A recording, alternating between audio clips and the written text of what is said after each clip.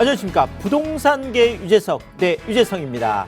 자, 정말 우리가 부동산이라는 거는 굉장히 호흡이 긴 투자다. 뭐 많은 투자들이 있겠지만 부동산만큼 호흡을 좀 길게 가져가야 할 투자가 있을까라 뭐 생각할 정도로 그렇죠. 근데 또 어떤 분들은 부동산 투자도 또 이렇게 야 이건 샀다 팔았다 네. 이렇게 해야 좀 재미가 있는 거 아니야 이렇게 생각할 수도 있겠지만 제가 이제 그 현장에서 많은 분들을 또 상담을 해드리고 또 실제로 부동산을 통해서 돈을 좀 벌었다 또 이렇게 자산가가 됐다 이렇게 생각하시는 분들을 만나보면 공통적인 것들이 있습니다. 그것이 바로 내가 아주 좋은 입지를 선택을 해서 그곳에서 내가 중장기적으로 굉장히 오랫동안 갖고 있었다 이런 이야기들을 많이 하고 있고요. 자, 또 하나는 바로 이거죠.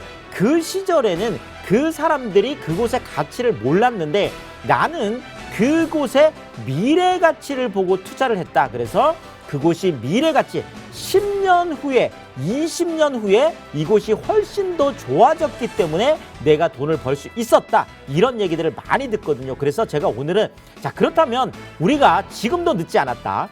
자 서울에서 앞으로 10년 후에 훨씬 더 좋아질 수 있는 곳이 어딜지 자 이런 것들에 대한 오늘 좀 뭐 이렇게 그 공부를 좀 해보는 시간을 갖도록 하겠습니다. 자 방송 중에 궁금한 사항들 또 뭐 여러분들 세미나 안내 이런 부분들 전화가 열려 있습니다. 02-2638-3956 02-2638-3956으로 여러분들 궁금증 남겨주시면 좋겠습니다. 자, 10년 후, 물론 뭐 20년 후, 30년 후도 볼 수도 있겠지만 그거는 너무 멀기 때문에 10년 후에 부동산 시장이 어떻게 변할까? 서울 부동산 어디가 오를까? 이런 것들을 가지고 오늘 이야기를 나눠보도록 하겠습니다. 자, 일단 미래의 부동산 제가 이렇게 얘기를 해놨습니다. 미운 오리 새끼 찾아라. 네. 자, 우리가 이제 그 미운 오리 새끼라는 동화책을 이제 알고 있잖아요. 사실은 미운 오리 새끼로 천덕꾸러기 대접을 받았지만 알고 봤더니 이 미운 오리 새끼는 바로 백조였죠. 그래서 나중에 훨훨 이제 날아가는 이런 이야기가 있겠는데요.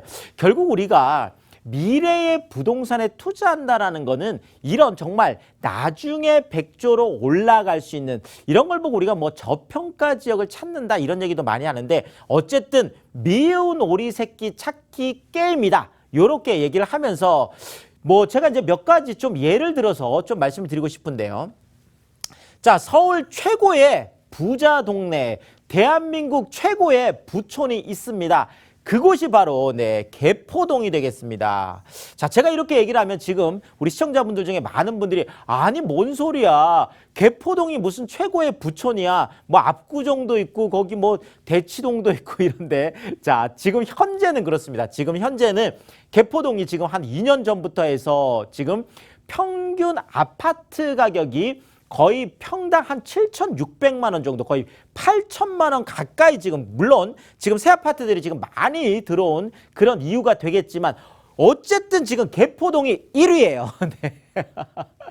자 그래서 1위가 지금 개포동이고 그 다음이 반포동 그 다음이 압구정동, 그 다음이 대치동 이런 순서로 지금 되고 있어서 자 결국 이제 개포동 같은 경우가 이렇게 어떻게 이렇게 부자 동네가 될 수 있었을까요? 바로 그렇죠. 지금 개포동 같은 경우에는 예전에는 이쪽 지역들이 뭐 연탄 때는 그런 아파트들도 있었을 정도로 굉장히 저소득층들이 이제 많이 이제 거주하던 그런 지역이었음에도 불구하고 소위 말하는 강남구 개포동 그렇죠. 강남구라는 그런 입지 쪽에 속해 있었기 때문에 그러면서도 저층으로 있었기 때문에 그렇죠. 저층이라는 건 아무래도 재건축을 하기가 굉장히 쉽다라는 거죠. 자, 제가 예전에 이제 그 어떤 시청자분 이제 전화를 받았는데 그 시청자분이 이제 그 개포주공 이제 1단지 쪽에 이제 살고 계신 분이었어요. 그래서 그 방송 중에 본인이 20년 전에 여기 개포주공 1단지를 살까 아니면 전세를 들어갈까 이렇게 고민을 하다가 뭐 보통 그 시절만 하더라도 20년 전이면 보통 IMF가 막 왔을 그때잖아요. 자, 그러니까 막 집값이 떨어지기도 하고 이제 막 이런 일들이 있었다라는 거죠. 자, 그렇게 해서 이분이 그냥 뭐 이렇게 조금 대출을 내면 살 수도 있었지만 그냥 전세를 선택을 했다라는 거죠. 자, 그런데 지금 개포 쪽 주공 1단지만 만약에 보자라고 한다라면 지금 작년에요. 2019년에 56제곱미터 한 20평대가 되겠죠. 이것이 작년 1월에 2019년 1월에 이게 20억 5천에 20억 7천이었군요. 이렇게 거래가 됐었어요.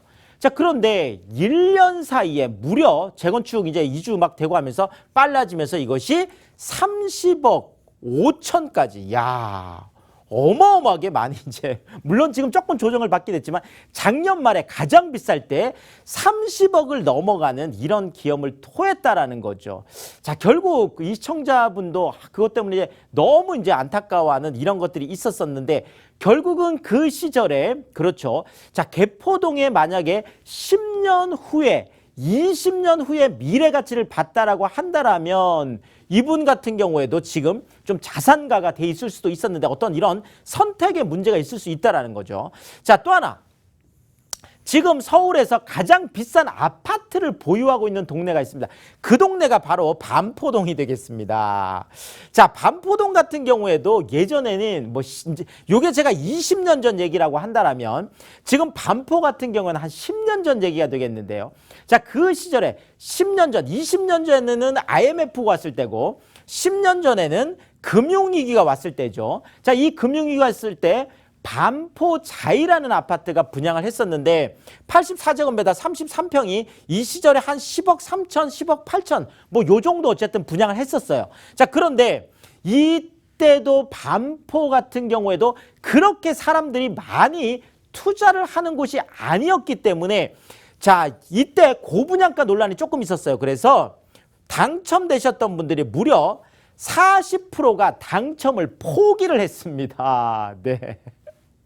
야, 근데 지금 반포 자이 그렇죠. 지금 뭐 26억에서 최고가 28억까지 이렇게 지금 왔다 갔다 올 정도로 물론 그 바로 또 앞쪽에 있는 아크로 리버파크 같은 경우에는 13억에 분양을 했던 게 지금 34억까지 가는 정말 반란이다 이렇게 얘기를 할 정도로 자, 이분 같은 경우에도 이때 포기하셨던 40%에 들어가셨던 분들 혹시 우리 시청자분들 중에도 계실지도 모르겠는데 자, 그렇죠. 그때 만약에 야, 반포가 이런 10년 후에 이런 미래 가치가 있다라는 걸 알았더라면 그때 당첨이 됐는데 포기하지 않았겠죠. 자, 이런 일들이 실제 현장에서 나타나고 있다라는 거고요. 자, 또 하나가 자, 지금 서울 뉴타운 중에서 굉장히 많이 올라가고 있는 곳 중에 하나가 바로 영등포 쪽인데 바로 영등포 뉴타운하고 신길 뉴타운이 되겠습니다. 자, 영등포 뉴타운 같은 경우에 지금 이제 14년에 지금 그 아크로타워 스퀘어라는 아파트가 여기도 이제 분양을 했었는데요. 자, 이 당시에도 이쪽은 심지어 뭐 청약 이렇게 했다가 이제 뭐 그 포기한 이런 게 아니라 아예 이쪽은 미분양이 났었어요. 자, 그런데 요 당시에 전용 59제곱미터가 4억대에 분양을 했었고 전용 84제곱미터 33평이 한 6억대에 분양을 했었거든요. 자, 그런데 지금 이것이 2018년에 입주를 했으니까 지금 한 2년 정도밖에 안 지난 거죠. 자, 그럼에도 불구하고 지금 영등포 뉴타운의 84제곱미터 33평형 6억대 분양했던 게 지금 14억 6,800까지 지금 갔습니다. 여기에다가 지금 뭐 24평 그렇죠. 방 뭐 2개, 뭐 3개 조그만한 그렇죠. 자, 이럼에도 불구하고 이것이 11억 거의 뭐 지금 넘어서고 있는 이런 상황들이 되고 있고 지금 신길 뉴타운 지금 보라매 공원 그쪽도 예전에는 우리가 투자를 많이 하던 데가 아니잖아요. 자, 그런 지역들도 지금 레미안 에스티움이라는 바로 그 아파트가 최근에 14억 그렇죠. 거의 4,500이라는 어마어마한 지금 고가를 달리고 있는 자, 결국은 우리가 개포동의 미래가치 이것은 20년 전 반포동의 미래가치 10년 전 자, 영등포 뉴타운, 영등포의 미래가치 이것은 불과 3, 4년 전 얘기라는 거죠. 자, 이렇게 알았다면 정말 그 당시에는 미운 오리 새끼여서 뭐 정말 그렇죠. 별로 주거를 선택하지 않았었고 미분양이 났었고 당첨돼도 포기했던 이런 지역들이 이렇게 화려한 부활을 하고 있다라는 거죠. 자, 결국 부동산 투자를 우리가 그럼 이제 그 미운 오리 새끼를 우리가 찾으러 떠나야 될 텐데요. 자, 그 축을 따라서 발전을 한다. 자, 일단 강남 4구, 강북 4구, 강서 4구 제가 이렇게 해놨는데 자, 보시면 이런 거죠. 지금 투기 지역으로 지정되어 있어서 가장 어떻게 보면 수요가 많은 지역들이라고도 할 수 있겠죠. 그것이 바로 서초, 강남, 송파, 강동, 강남 4구죠. 자, 그 다음에 강북 쪽 4구가 있습니다. 그렇죠. 지금 마용성이라고 하죠. 마포, 용산, 성동. 물론 광진은 아직 투기 지역까지는 아니지만 어쨌든 광진도 굉장히 뜨겁죠. 그래서 마용성 광이라고 할 수가 있겠죠. 자, 강서 쪽 4구도 그렇죠. 지금 동작 쪽도 굉장히 뜨겁습니다. 지금 뭐 흑석 쪽에 지금 그 뭐 이제는 뭐 흑석동이라 금석동이라고 할 만큼 24평형이 지금 뭐 15억대를 가고 있고 지금 3평형 같은 경우에는 거의 20억까지 가고 있는 바로 이런 지역이 또 흑석 뭐 동작이기 때문에 지금 동작도 뜨겁죠. 자, 여기에다가 지금 영등포 아까 말씀드렸듯이 굉장히 뜨거울 수밖에 없고 자, 지금 뭐 양천 쪽 목동도 굉장히 뜨겁죠. 자, 여기에다가 지금 마곡이 있는 강서 쪽도 굉장히 뜨겁습니다. 자, 지금 제가 쭉 나열을 해놨는데요. 자, 강남 4구, 강북 4구, 마용성광, 그 다음에 강서 쪽에 지금 4구. 이 모든 곳들이 알고 봤더니 축 맞습니다. 바로 한강이라는 축을 따라서 다 포진을 해 있다라는 거죠. 결국은 한강 가까운 쪽으로 우리가 좀 이제 봐야 될 필요가 있겠다. 이렇게 말씀을 드리겠고요.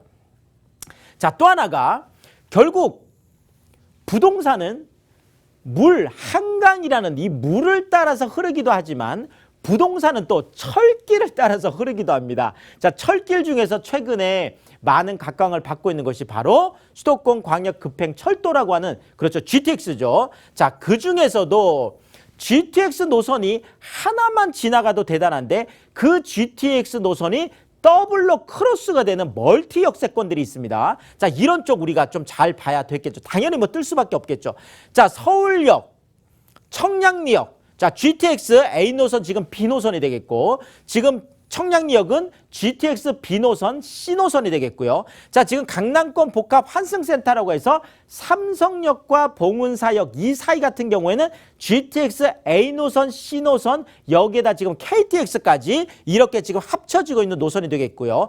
지금 여의도역 같으면 GTX B 노선하고 신안산선이 겹쳐지는 것이고 지금 그 바로 아래쪽에 지금 영등포역 같은 경우에는 KTX하고 또 신안산선이 겹쳐지는 어쨌든 이 멀티 역세권들에 대해서는 제가 또 다음 시간에 조금 더 자세하게 한번 설명을 드리겠고요. 자, 앞으로 어쨌든 수도권 광역급행철도 GTX 노선들이 멀티로 서는 이런 쪽을 우리가 집중해서 봐야 되겠다는 거 말씀을 드리겠습니다.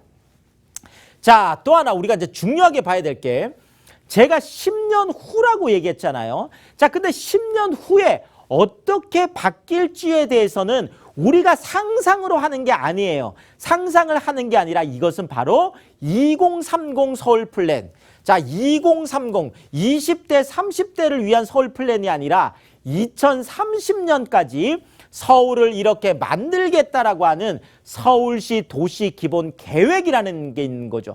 자, 결국 도시라는 거는 이런 기본 계획에 따라서 발전을 하게 돼 있는 거거든요. 자, 그래서 앞으로 2030년 어디가 가장 클까? 그것이 바로 3대도심이 되겠습니다. 바로 한양도성, 그렇죠. 강남, 종로 쪽이 되겠고 강남, 영등포, 여의도가 지금 3대도심으로 트라이앵글로 되어 있고요. 자, 지금 강남권 쪽에서는 지금 잠실 쪽 위로 올라가면 청량리, 왕십리, 창동, 상계, 용산, 상암, 수색, 가산, 대림, 마곡 7개의 광역 중심은 일자리가 많이 늘어난 쪽이 되겠고요. 자, 수서, 문정, 천호, 길동, 성수, 망우, 미아, 동대문, 사당, 이수, 봉천, 마포, 공덕, 신촌, 연신내, 불광, 목동 이런 12개의 지역 중심은 그 지역의 거점 중심이 되는 자, 그러니까 3대도심 7대 광역 중심 12지역 중심으로 투자를 하시면 좋겠다 이렇게 말씀을 드리겠습니다. 결국 10년 후 서울 부동산 어디가 오를까요? 한강 축에 투자하라. 서울 3대도심에 투자하라. GTX 복합 환승센터에 투자하라. 이렇게 제가 정리를 해드렸습니다.